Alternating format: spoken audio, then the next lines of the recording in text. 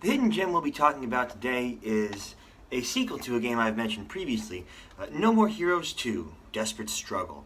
I talked briefly before on how much I enjoyed No More Heroes, just as a fun, gritty, bloody, anime sword lightsaber battling experience. And if you are a fan of No More Heroes 1, then I would highly recommend the sequel. The story of No More Heroes 2, Electric Boogaloo, is that Travis's best friend, the VHS store owner from the previous game, has been brutally murdered by the pizza company that Travis killed the entire family of in the first game. Now, that's an interesting plot point because as the missions in No More Heroes 1, you really don't think about it. You know, when you're going around killing all these people, and there are mentions that, oh, you're killing this pizza CEO or whatever, but you don't really think about the consequences because there really aren't any.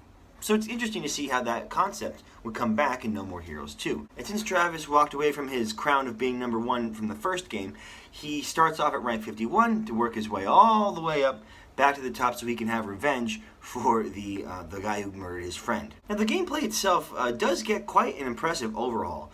It is graphically much cleaner, and the hits look way more flashy. Even if the blood is toned down a little bit when you make the final kill, it's really stylish. Travis looks awesome in this game, and it's really fun to just go around swinging your sword and attacking. The other gameplay mechanics from 1 don't necessarily carry over, so as an example, in 1, you had to pay money and do like side jobs so that you can earn your way up the rank and like pay for the fight. You don't have to do any of that in this one. All of the purposes of obtaining money is completely optional. You can use it to go to the gym to upgrade your stats, you can use it to buy better beam katanas and upgrades, or you can just make really funny outfits for Travis to wear. The money does not have the same weight that it did in the first game, and I find that to be very refreshing. And it's funny because the mini games in this one are actually much better than they were in 1. So the mini games are in an 8-bit style of Nintendo NES video games. So they have that that 8-bit style with their own music, their own different systems. Like there's one that's like a clone of a pole position, so you're like driving a little motorcycle. There's a one that's like kind of like a clone of Dig Dug, where you go around sucking up bugs. There's so many really fun and interesting mini games, and they go by pretty quick, and you can get a decent penny for them when you play. So the replay value of them is pretty high, especially when you're grinding to get some more clothes, a new upgrade, a new beam katana for Travis. It's refreshing that they were able to actually go ahead and tweak that from the first game. I know that some of the catharsis is a bit lost in that, mainly because, the point was that in the first game, not every bit of life was exciting, but this makes it feel more like a game more than like a commentary on life, which I do welcome. I think it's really good. And the combat system is mostly unchanged. The fighting is a lot cleaner. The wrestling moves are insta-kills on any enemy except for like a boss. And it's pretty much the same, but instead of being like directly behind Travis, it's more like a side view. So the camera does kind of get in the way, so that you can't really change where the camera is. It just kind of follows Travis around, so that can be a bit tricky sometimes.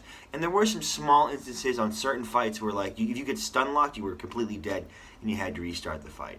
But other than that, a great upgrade from 1. Now, while there are not 51 bosses for Travis to fight, there are a lot of memorable ones. The first one that comes to my mind is the one that's this football player, and he has these cheerleaders that fuse into this gigantic mech. So then Travis summons his mech that he has, and they have this awesome anime fight, which is kind of funny. It's very memorable, very different style of gameplay, very fun. And all the bosses are like that, but there are a lot more than there were in 1. There's one chick who's like a prisoner that spits acid. There's one guy that's like a Soviet pilot from Russia, and he comes down in this spaceship with this crazy laser beam. The number 2 assassin fight's really cool. It's like this girl who's like General Grievous with 8 lightsaber wielding arms. She's throwing them around and stuff. It's very wild. They really did get creative with this new game, which is very refreshing from the first one. Another thing I'd like to note is that you can actually play as different characters, albeit only very shortly and not for the whole game. You can play as Shinobu to fight some extra characters that helps Travis rank up after he's stuck in a coma after a fight. And then you also play as Henry for literally one fight and one fight only, which sucks. Because playing as Henry was so cool, because his lightsaber was the one with the 4 blades, and you can shoot energy beams out of it. It was such a cool fight. But they cut the content with Henry, and they say, they actually say in the game that, oh, Travis will beat these fights for you, but we're not going to show that. This game's already jam-packed as it is. And I was like, what? I wanted to play as Henry. So you do get to play as Henry and Shinobu, but it is a bit short-lived, but very refreshing as well. It breaks up the monotony of playing as Travis, even though I do think the combat's good. So that was a step in the right direction. If there was different game modes or like different ways, like if you could play the entire game as that character, or if each character had their own campaign, I feel like that would have been a little bit better, but by no means bad, and I do welcome it. So No More Heroes 2 Desperate Struggle is pretty much a big upgrade to No More Heroes 1. Better story, better gameplay, better graphics. Travis is a little bit better as well. He's not as big as a douche as he was in the previous games, which again I do respect. So Travis is a bit more likable, and it's just an overall better experience. So if you're a fan of No More Heroes 1 and you want to scratch that itch of your lightsaber anime fighting badassness, give No More Heroes 2 Desperate Struggle a try.